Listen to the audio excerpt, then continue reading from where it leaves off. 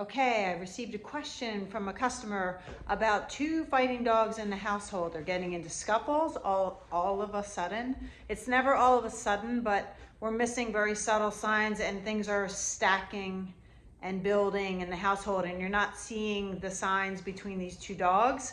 And so what you're going to want to do when you have fighting dogs or scuffles or behaviors that could cause someone to get bitten or a dog to get bitten, you need to go straight to management. Number one, you're going to keep these dogs separate at all times.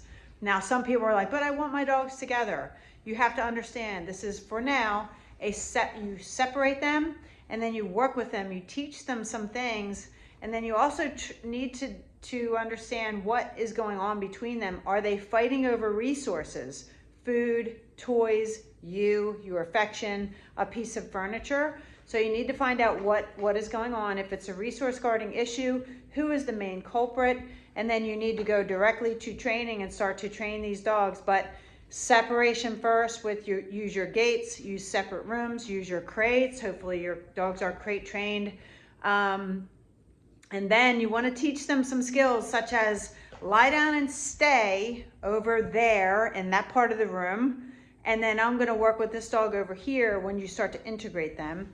And but you need to be able to trust that your dog will stay over there. So if not, you can use a back tie, and Angelo's on a back tie right now. It's basically just a leash that is looped through or clipped to something sturdy, and then it's attached to him. And so if let's say he was aggressive and he got, upset that the other dog was in the room, he can't get to the other dog. And then what you're going to want to do is teach them both the place command, or if they are already good at go lay down and settle and stay. That's like a superpower that any dog can learn, is to just settle down and stay.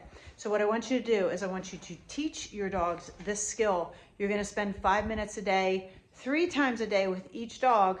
If you can only do two times a day with each dog because you've got 2 dogs, that's a lot of time, fine, then do that. But each day you're taking 5 minutes and dedicating it to each dog separately. Don't work these dogs together. We always try and do that when we have multiple dogs, and it will fail every time. So take the time, develop your patience, and develop the skill in your dog. You can go to my YouTube channel. There is a video on teach your dog how to settle, okay? And there's also a video on teaching your dog place. Super basic, but like I said, it's a superpower once they learn it.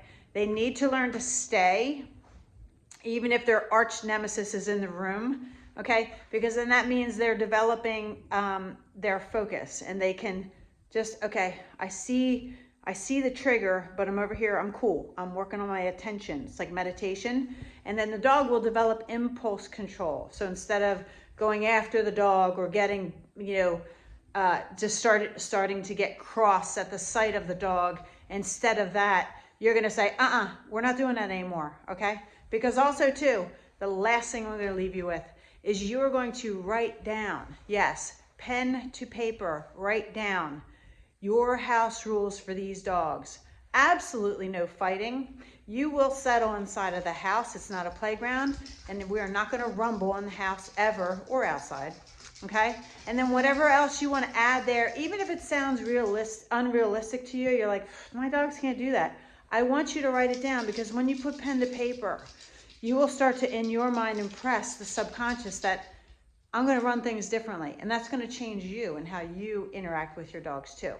If you have questions about this, please pop it in the comments, or go ahead and send me an email. My email will be in below. Send me an email and I will help you out. Have a good one.